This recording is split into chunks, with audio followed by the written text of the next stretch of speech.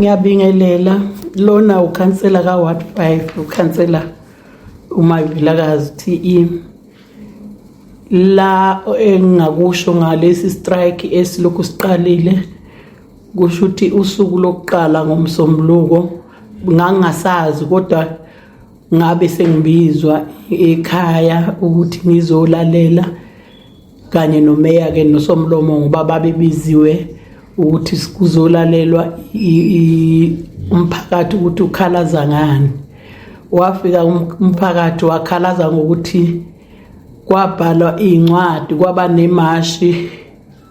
bacela ukuthi uPrima angenelele kwabhalelwa uPrima kwabuye kwabhalelwa umhlonishwa uMaphisa kwabuye kwabhalelwa uTransport Life Right ukuthi bazochaza ukuthi ngendlela okwenzeka ngayo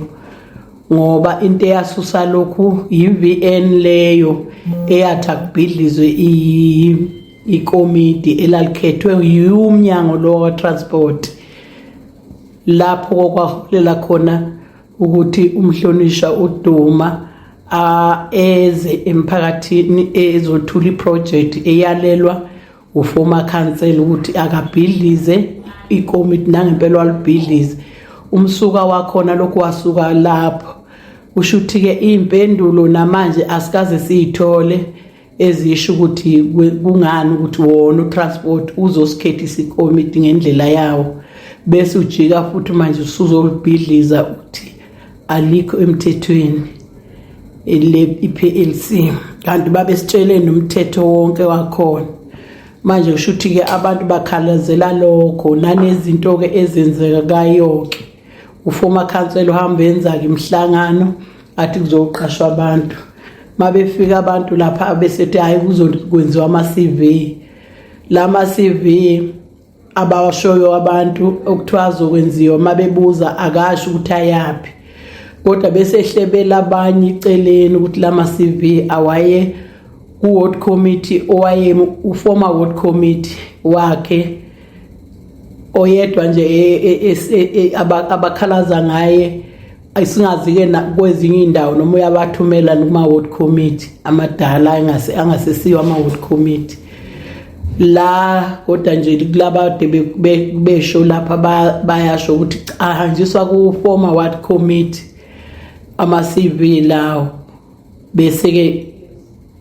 kwaba sekuba naleyo nto ukuthi abantu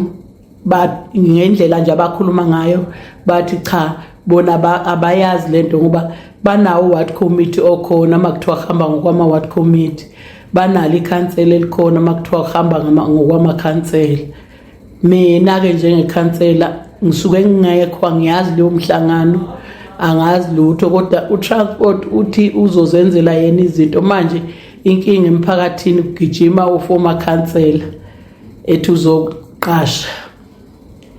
manje ileyo nto ke abakhala ngayo nezolo ke ngizwile ukuthi cha na izolo bebekhala ngalokho ukuthi agrecognize council abalivotele kungasetshenzwa ngumuntu ongasesili council kusetshenzwe ngayo yonke into ngoba futhi okubakhalisa kakhulu kwasala isikhathi esezoyithula kumhlonishwa uDuma wayithula bese waletha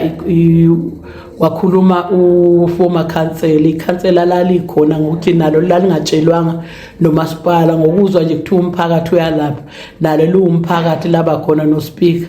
basafika sabazi ithombe nje no speaker owayekhona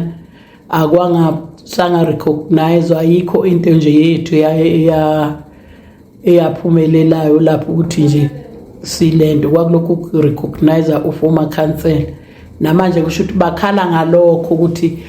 ikomiti leli elakhethwayo likhethwa uTransport selibhidlizwa kanjani manje uminister wakwa-transport ngoba uTransport wayekhona wasitshela ngendlela yokukhethwa kwalo lakhethwa kanjalo manje inkinga yilokho ke nanokuthi ke abantu bakhala ke ngama project ukuthi kuneyinkampani ezingasize zasendaweni ezona ezithola amapelo lokhungana ethole umsebenzi nakhona endaweni inkampani ezithile ezisondelene noformer council bakhala ngalokho abantu